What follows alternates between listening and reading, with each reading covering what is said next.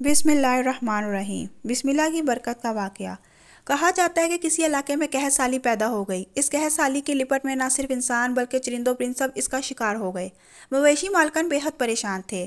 اس دوران ایک مسجد کے مولوی نے جمعے کے خطبے میں نہایت یقین کے ساتھ یہ بات بتائی کہ اللہ کا نام لے کر یعنی بسم اللہ پڑھ کر دریا کو حکم دیا جائے تو وہ بھی نافرمانی نہیں کرتا۔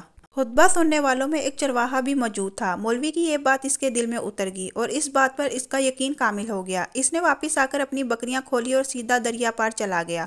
اونچی آواز سے بسم اللہ الرحمن الرحیم پڑھا اور دریا کو کہا وہ اپنی بکریاں چروانے کے لیے دوسرے پار جانا چاہتا ہے اور اسے کہا کہ مجھے اپنے اوپر سے گزرنے دے۔ یہ کہہ کر اس نے اپنی بکریوں کو لیا اور دریا پر چلتا ہوا دریا پار کر گیا۔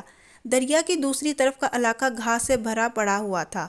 درختوں کے پتے بھی سلامت تھے کیونکہ کسی کو یہاں تک آنے کی رسائی نہیں تھی۔ اس نے خوب اچھی طرح اپنی بکریوں کو سیر کروایا اور واپس لوٹ آیا۔ پھر یہ اس کا معمول بن گیا کہ وہ بکریاں اس پار چھوڑ کر واپس آ جاتا اور شام کو جا کر بکریاں واپس لے آتا۔ اس کی بکریوں کا وزن دگنا چگنا ہو گیا۔ لوگ چونک گئے اور اس سے پوچھا کہ وہ اپنی بکریوں کو کیا کھلاتا ہے۔ وہ سیدھا سادہ اور صاف دل نوجوان تھا۔ اس نے صاف صاف بات بتا دی کہ جناب میں تو بسم اللہ الرحمن الرحیم پڑھ کر دریا پر چل کر اپنی بکریاں دوسری طرف چروانے لے جاتا ہوں۔ یہ بات سب نے سنی مگر کسی نے اس چرواہے کی بات پر یقین نہیں کیا کیونکہ یہ ناقابل یقین بات تھی۔ مگر بات ہوتے ہوتے مولوی صاحب کے پاس پہنچ گئی۔ مولوی صاحب نے اس چرواہے کو بلایا اور سارا ماجرا پوچھا۔ اس چرواہے نے مولوی صاحب کو ہی حوالہ بنا دیا کہ مولوی صاحب میں تو آپ کا شکریہ ادا کرنے والا تھا۔ آپ نے جمعے کے خطبے میں جو نسخہ بتایا تھا کہ بسم اللہ کہہ کر دریا کو بھی حکم دو تو وہ بھی انکار نہیں کرتا تو میں تو بس آپ کے نسخے پر ہی عمل کر رہا ہوں۔ مولوی صاحب حیرت سے اس کے چہرے کو دیکھتے رہے۔ مولوی صاحب نے کہا بھائی صاحب ایسی باتیں تو ہم ہر جمعے میں کرتے ہیں، فقط اس کا مقصد لوگوں کا ایمان بنانا ہوتا ہے۔ مگر بکریوں والا ڈٹا رہا کہ میں تو بس بسم اللہ کہہ کر پانی پر چلتا ہوں اور بکریوں سمیت پانی پار چلا جاتا ہوں۔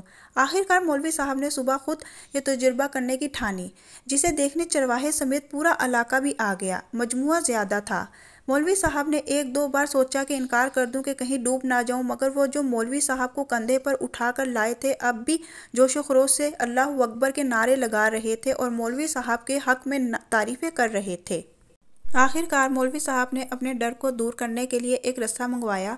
پہلے اسے ایک درخت کے ساتھ باندھا، پھر اسے اپنی کمر کے ساتھ باندھا، پھر ڈرتے ڈرتے ڈھیلا ڈھالا بسم اللہ پڑھا اور دریا پر چلنا شروع ہو گئے۔ مگر پہلا پاؤں ہی رکھا تھا کہ پانی میں گر گئے۔ مولوی صاحب ڈبکیاں کھانے لگے اور پانی کے بہاؤ میں بہنا شروع ہو گئے۔ لوگوں نے کھینچ کھینچ کر باہر نکالا۔ مولوی صاحب کی اس حرکت نے چرواہے کو پریشان کر دیا کہ مولوی صاحب کی بسم اللہ کو یہ کیا ہو گیا ہے کیونکہ اس کا یہ روز کا معمول تھا۔ اس کے اپنے یقین میں کوئی فرق نہ آیا۔ اس نے بسم اللہ کہہ کر بکریوں کو پانی کی طرف اشارہ کیا اور خود ان کے پیچھے چلتا ہوا اس پار چھوڑ کر واپس بھی آ گیا۔ لوگ اسے ولی اللہ سمجھ رہے تھے اور اس کے حق میں نعرے لگا رہے تھے مگر وہ سب سے بے نیاز سیدھا سادہ انسان تھا۔ وہ مولوی صاحب کے پاس پہنچا اور کہا مولوی صاحب میں آپ کی بسم اللہ کی تعریف سے کافی پریشان تھا مگر پانی پر چلتے ہوئے مجھے آپ کی بسم اللہ کی بیماری کا پتہ چل گیا۔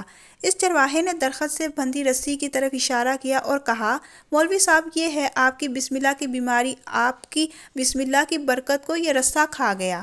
آپ کو اللہ اور بسم اللہ سے زیادہ اس رسے پر بھروسہ تھا لہٰذا اللہ نے بھی آپ کو رسی کے حوالے کر دیا۔